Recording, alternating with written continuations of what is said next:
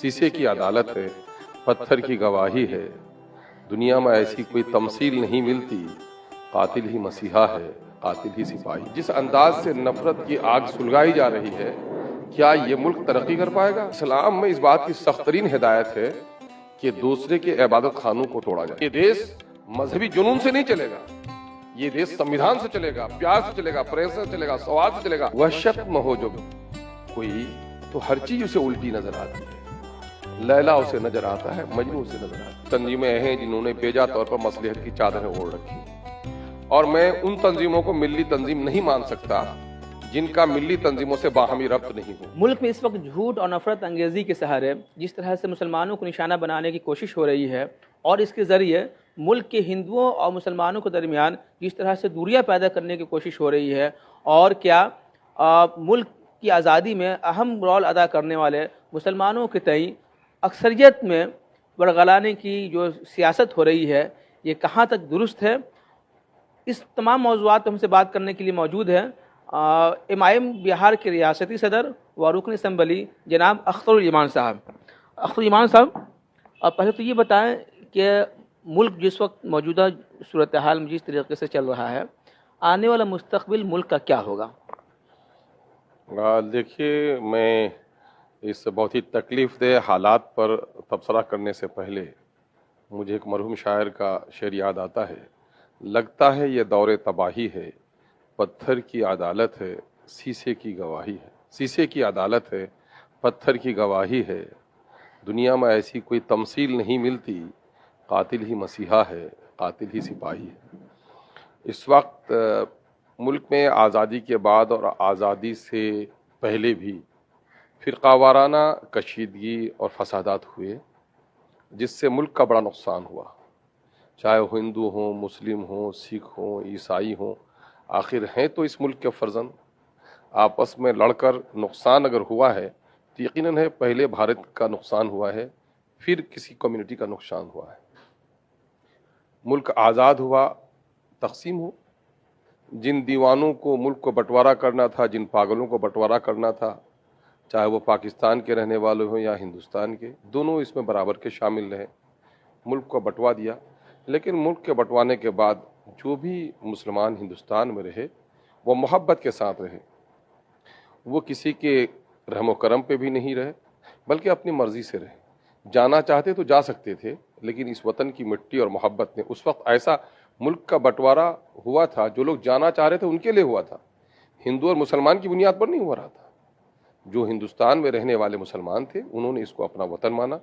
अपने बुज़ुर्गों के मज़ार उनके थे यहाँ पर, और सदा बरस की तारीख़ उनकी जुड़ी हुई रही, वो अपने वतन में रहे। लेकिन इस वक्त वतन में जो फ़िज़ा बनाई जा रही है वो ऐसा किया जा रहा है कि हिंदी मुसलमान जो हिंदुस्तान में बसने वाले मुसलमान हैं उनको भी कहा जा रहा है कि लगता है कि इस मुल्क के बासी नहीं है, और समाजी और बिरादराना कशमकश होती तो ये और बात सही। लेकिन इस वक्त मुल्क के आला वहदों पर जो लोग बैठे हुए हैं, जो लोग एडमिनिस्ट्रेशन में बैठे हुए हैं, जो लोग मुल्क का निज़ाम चला रहे हैं, ऐसे लोगों की ज़बान से इस तरह की बातें आ रही हैं, बरसर इक़्तिदार जमात इसकी सरपरस्ती कर रही है। ये सबसे बड़ा तकलीफ़देह मसला है मुल्क के लिए भी, मुल्क के बासिंदों के लिए भी, और हमारी आने वाली नस्लों के लिए भी। जिस अंदाज से नफ़रत की आग सुलगाई जा रही है, क्या ये मुल्क तरक्की कर पाएगा? और जब से मोदी जी बरसर इक़्तिदार हुए हैं और बीजेपी जब से बरसर इक़्तिदार हुई है, तो आप देखेंगे कि ये तरक्की के झूठे दावे दरअसल ये आए ही हैं नफ़रत की बुनियाद पर। इस वक्त उठने की ज़रूरत है, चाहे हिंदू हों, मुस्लिम हों, सिख हो, ईसाई हों। मुल्क के सेकुलर जहन लोगों को, अमन पसंद लोगों को, मजहबी रवादारी से ताल्लुक़ रखने वाले लोगों को, मुल्क के मुस्तकबिल के बारे में संजीदा गौर व फिक्र करने वाले लोगों को उठने की ज़रूरत है कि ये मुल्क जिस तबाही की तरफ जा रहा है, इक़्तिदार की हवस ने जिस तरह से इन लोगों को नफ़रत की सौदागर्दी का मौका दिया है, इससे मुल्क का बड़ा नुकसान होगा। अच्छा सर, आपसे एक सवाल करना चाहेंगे कि अभी मुल्क में जो ख़ास तौर से जब ये एक मसला उठा है ज्ञानवापी मस्जिद का, कहा जा रहा है कि वो वहाँ पे शिवलिंग पाया गया है। इससे पहले भी जो बाबरी मस्जिद केस में जो मामला हुआ था, वो सब जानते हैं कि उस मामले में क्या हुआ था।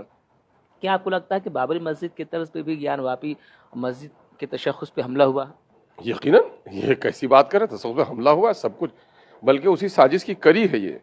बल्कि ये तो होना चाहिए कि जिस ज़माने में बाबरी मस्जिद और राम जन्मभूमि के झगड़े चल रहे थे, उसी तनाजुर में 1991 में पीवी नरसिम्हा राव के दौरे हुकूमत में एक फ़ैसला आया था कि बाबरी मस्जिद के अलावा जो दूसरे, चूँकि बाबरी मस्जिद का मामला उस वक्त कोर्ट में था, कि दूसरी तमाम तर मजहबी इबादत खानों की, चाहे हिंदुओं के, मुसलमानों के, सिखों के हो, प्लेस ऑफ वर्शिप का मामला एक्ट जो आया, तो उसमें यह कहा गया था कि 15 अगस्त 1947 में जिसकी जो हैसियत थी वो हैसियत बरकरार रहेगी। तो गोया आइन के खिलाफ भी ये कदम उठाया जा रहा है। और अभी जो बात आ रही है, मैं एक बात आपको बता दूं सीधे तौर पर कि मस्जिद का ताल्लुक मुसलमानों से है। अब मुसलमान कहते हैं इस्लाम को फॉलो करने वालों को, तो इस्लाम में इस बात की सख्त तरीन हिदायत है कि दूसरे के इबादत खानों को तोड़ा जाए, बल्कि हिदायत इस बात की है कि दूसरे मज़ाहिब के इबादत खानों की, उनके ग्रंथों की, उनके जो उलमा हैं, उनके पंडित हैं, धर्म गुरु, धर्म ग्रंथ और धर्म स्थली का आदर और सम्मान किया जाए। ये तो इस्लाम के उसूलों में से है। इसलिए कोई मुसलमान किसी मस्जिद को तोड़ना चाहेगा, कोई मुसलमान किसी मजहबी किताब को, किसी मजहब की किताब की तौहीन करेगा या उनकी मजहबी शख्सियत की तौहीन करेगा, ये इस्लाम के नफ़ी है। बल्कि आप देखेंगे कि मुस्लिम सलातीन के दरमियान में कहीं अगर मंदिर, मस्जिद और दूसरे इबादत खानों पर कुछ उस वक्त अक़दाम किए गए, तो चूँकि इबादत खानों के आड़ में लोग, बहुत सारे पाखंडी लोग थे जो गलत तरीके से अवाम का इस्तेसाल कर रहे थे, उनके खिलाफ हुकूमत ने अपना फरीजा अंजाम दिया है। आज भी है, इबादत खानों का एक बड़ा तबका है आज भी, चाहे वो जिस जात और बिरादरी का हो, उसके आड़ में लोग गलत काम कर रहे हैं, तो ऐसे लोगों पर अक़दाम करना तो हुकूमत का फरीजा है। लेकिन जहाँ तक मैं जानता हूँ कि मुग़लिया सल्तनत के लोग इतने रवादार थे कि उसकी रवादारी की नज़ीर नहीं मिलती है। उसने हिंदू, मुस्लिम, सिख, ईसाई की जो बेमिसाल मोहब्बत कायम की, रिश्ते नाते, फ़ौज में सरबराही, मशवरे में शामिल तमाम तर वतनी लोगों को उसने किया। इसलिए मुझे कतन इस बात पर कभी भी यकीन नहीं हो सकता कि उन सलातीन के दौर में हिंदू इबादत खानों को या सिख इबादत खानों को कोई नुकसान पहुंचाया गया हो।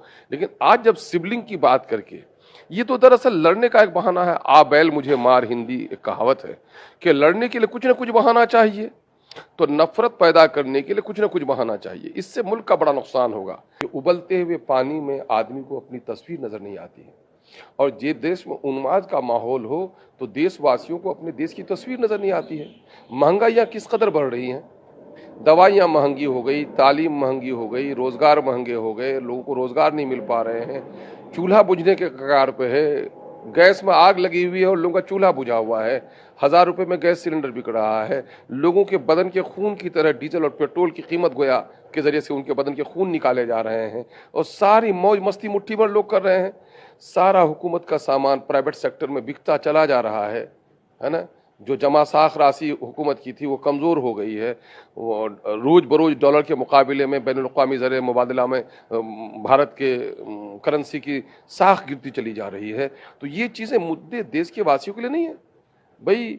पंडित का, मुल्ला का, पुरोहितों का काम है धार्मिक काम करें, लेकिन जो लोग इक़्तिदार की कुर्सी पर बैठे हैं उनकी जिम्मेदारी है कि आम शहरियों के बच्चों की पढ़ाई कैसे होगी, बीमारों को दवा कैसे मिल पाएगी, बेरोजगारों को रोजगार कैसे मिल पाएगा, कृषि की हालत कैसे होगी, नदियों के कटाव से, सैलाब से, कुदरती आफात से बचा होगा।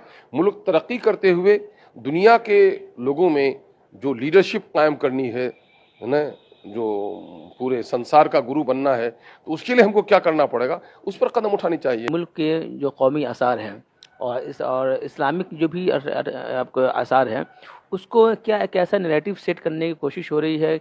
क्या मुल्क के जो बरादरान वतन है उनको ये भारी लग रहा है कि भाई मुग़लिया सल्तनत के जितने भी आसार सबको ख़त्म किया जाए? देखिए, दरअसल वो ये है कि अब कुछ लड़कियां, आवारा लड़कियां गोया नीम बरहना सड़क पे चल रही हैं, किसी को कोई दिक्कत नहीं है। बुरके में चले किसी की बेटी तो दिक्कत हो रही है। तो क्या वो कर रहा है कि कहीं ना कहीं से लड़ाई का बहाना तलाश करना है, लड़ाई का बहाना तलाश करना है। बल्कि हर धर्म में पर्दे को फौकियत दी गई है। आज भी देश में बहुत सारे जो नॉन मुस्लिम्स हैं उनकी महिलाएं पर्दा करती हैं। कहा यह जाता है कि सीता को उनके दरबारियों ने उनका रूप तक नहीं देखा था, है ना। तो जिस देश में सीता इतनी पर्दे में रहती थी और वहां पर किसी रजिया के चेहरे के बुरके को से लोगों को तकलीफ होने लगी है, तो मैं कह रहा हूं कि इसके मैंने सीता के रूप का भी आदर उनको नहीं है। तो ये मामला कहीं ना कहीं से ये है कि बल्कि बहुत हद तक जो दूसरे मुल्कों में नस्ल खुशी हुई है उसकी तारीख को यहाँ दोहराने की कोशिश की रहा है। नाजी जर्मनी के ज़माने में जो कुछ हुआ, लगता है कि देश उस रास्ते में जा रहा है। रुकना चाहिए देश को, देश के गद्दी पे बैठने वाले लोगों को मंथन करना चाहिए कि सिर्फ कन कन का नाम भारत नहीं है बल्कि जन जन का नाम भारत है। एक बात मैं अक्सर दोहरा कर कहता हूँ, भारत की मिट्टी को मादरे वतन कहते हैं, कुछ लोग माँ कहते हैं, लोगों को आज़ादी कहें। भारत सिर्फ इस मिट्टी के टुकड़े का नाम नहीं है कि बल्कि भारत की सरजमीन पे बसने वाले जन जन का नाम भारत है। और अगर ये भारत के संतान हैं तो मैं कहता हूं सेहतमंद भाई की जिम्मेदारी है कि बीमार भाई का आदर करे, कमजोर भाई का सहयोग करे, छोटे भाई के सर पर हाथ रखे। लेकिन जब भारत को माँ भी कहता है कोई और भारतवासियों को धक्का मारता है तो मैं समझता हूं कि किसी व्यक्ति को धक्का नहीं मारता है बल्कि माँ की आत्मा को आघात पहुंचाता है। तो आपको ऐसा लगता है कि जो लोग सत्ता में बैठे हुए हैं, जो लोग इक़्तिदार में हैं, वो लोग मजहबी मुनाफरत फैला के इस तरह की कोशिश कर रहे हैं, तो आखिर जो मुखालिफ पार्टियां हैं वो अपनी बात आवाम तक पहुंचाने में नाकाम क्यों हो रही है? रोना तो इसी बात का है, जो लोग अपोजिशन में इस वक्त हैं और ललचाई हुई नजरों से देश की कुर्सी की तरफ देख रहे हैं, उसके अंदर में हिम्मत नहीं हो रही है कि हम साफ साफ बात कहें कि ये देश मजहबी जुनून से नहीं चलेगा, ये देश संविधान से चलेगा, प्यार से चलेगा, प्रेम से चलेगा, सौहार्द से चलेगा। इनके अंदर में भी कहने की हिम्मत नहीं रही है, क्योंकि हिंदुत्व की आग इतनी सुलगा दी गई है, ये समझते हैं कि हम भी कोई इंसाफ की बात कहेंगे तो शायद मेरी कश्ती भी डूब जाएगी। तो ये लोग, जो लोग नतीजे की परवाह करते हैं, वो कभी पवित्र प्रयास नहीं कर सकते, है ना। इसके माने ये झूठे सेकुलर लोग हैं, जो लोग अपने आप को सेकुलर कहते हैं। मैं कहता हूं धार्मिक उन्माद की जरूरत पड़ती है सेकुलरिज्म पर, मजहबी रवादारी पर।